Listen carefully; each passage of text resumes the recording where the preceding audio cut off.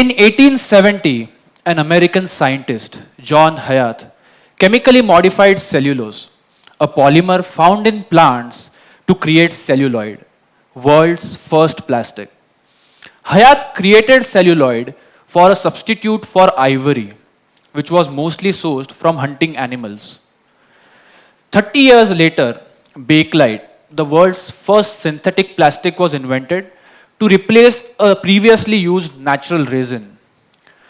Both of these inventions, which were actually meant to save nature, have now ended up harming it. When I was 10, I remember going to Mumbai for the first time.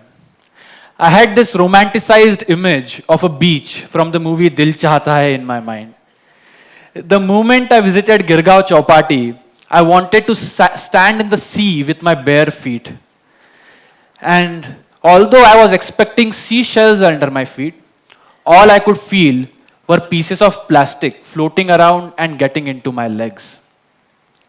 I feel addressing the problem of plastics in our life has become more important than ever. We have produced more than 8 billion tons of plastic since this invention, and more than half of it has been produced in the past 15 years. If the current trends are to continue, by 2050, we would have more than 34 billion tons of plastics in the world, which is, just to give you a perspective, more than the weight of 50 crore elephants. And the sad reality today is, elephants might not even make it till 2050.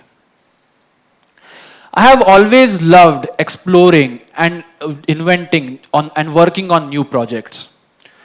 One of these similar projects involved me researching graphene. And to gain more knowledge about the subject, I decided to reach out to the experts in the field. The only way for a 16-year-old boy to do that was by cold emailing them. And to my surprise, the father of nanotechnology in India, Professor C.N.R. Rao, graciously replied and even invited me to his laboratory in Bangalore. I realized one thing, that if you are working on an important mission, people do step up and back you. All you have to do is reach out. This project started an exciting journey of me researching graphene at IIT Bombay, where I also received a grant and successfully developed a proof of concept. While working on this project, I came across hemp as a way to synthesize graphene and a natural source to make graphene. And I started to deep dive into hemp. Hemp. Now, what comes to your mind when I say that? Some of you might be hearing it for the first time, and for others, it might resonate with ganja, bhang, or weed. Now, I'm sure all of you might have thought of a few images when I say those words. It might either be sadhu smoking chillum or bhang on Holi. Or for the youngsters in the room, you might resonate it with this guy. But hemp and cannabis are not the same. The flowers of cannabis has this compound called THC, which is responsible for getting you high. Hemp has this compound in negligible amounts. So hemp cannot get you high. Hemp has been a part of our culture for thousands of years. Even today, the Himalayan communities use bhang crops to make ropes, seed chutney, and even build homes. Hemp has more than 25,000 uses. The fibers are one of the strongest known natural fibers to us. The seeds are a rich source of protein, omega-3 and omega-6. And medicines are extracted from leaves and flowers, which are currently being used to treat epilepsy and even cancer. While I was deep diving into hemp, I realized its incredible potential to impact the world.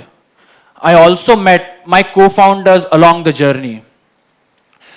Not just this, but hemp is also easy to grow, and it grows in even drought-prone areas without any use of chemicals or fertilizers. Now you might be thinking, how did I get to hemp from plastics? And how could hemp affect the whole world? Let me tell you how. A football field of industrial hemp cultivation absorbs more than 9 tons of carbon dioxide. Now, that's the equivalent of carbon dioxide, which would be emitted to make 10,000 of the water bottles just in front of you. All three of us co-founders shared the same sentiments for sustainability, and we knew leveraging the potential of hemp to decarbonize plastics and make them sustainable was the way to go ahead. We decided to go back to nature to seek solutions again, and we embarked on an exciting journey of turning this plant into a plastic replacement. Now, as absurd as that sounds, making it real is even more complex. We had to first start from figuring out a way to source quality hemp fibers in India, a market which is very small and still developing.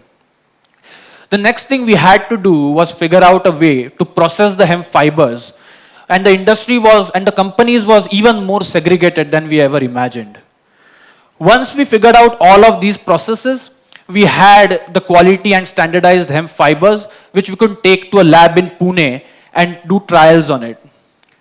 You might be thinking of an happy ending here, but that's not the case. Like any other startup, we failed. The material wasn't mixing well, and the end product was too brittle than we expected. We had to go back to the lab and figure out a way of doing this successfully. But we needed more funds to carry out with the R&D. Remember when I told you, if you are working on an important mission, people do step up and back you. And that's exactly what happened. We were successful enough to raise grants to carry out our R&D further, and even we received interest from customers who were interested in using our materials in their end products, the materials which weren't even developed yet. We were quite excited to embark on this journey, and I'm happy to tell you that we are currently in the process of developing 2 different hemp and polymer composites specifically for our end customers in consumer as well as industrial sectors. Very soon, you would have some products made out of hemp plastic in your hands.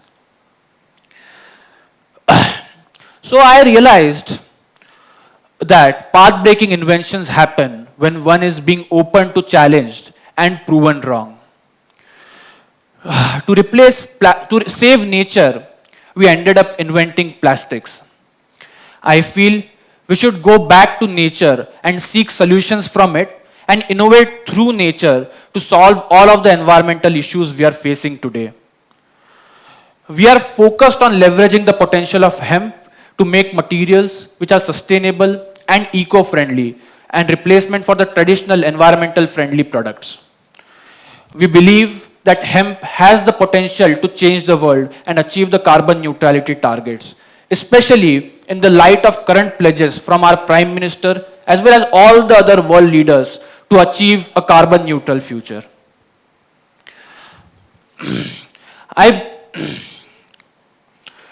So, at the end of it, I'd just like to end with a note that I have always been open to exploring, falling, learning, and experimenting. Very early on, I was motivated by the idea of becoming independent, to challenge and change the world, like any of us would have dreamt of as a kid. As a kid, I thought we can change the world overnight and success could be achieved in a single day. Now I know that changing the world is not a one-day job. You have to work towards it every day while looking at a larger mission. For me, that mission is carbon neutrality. Thank you.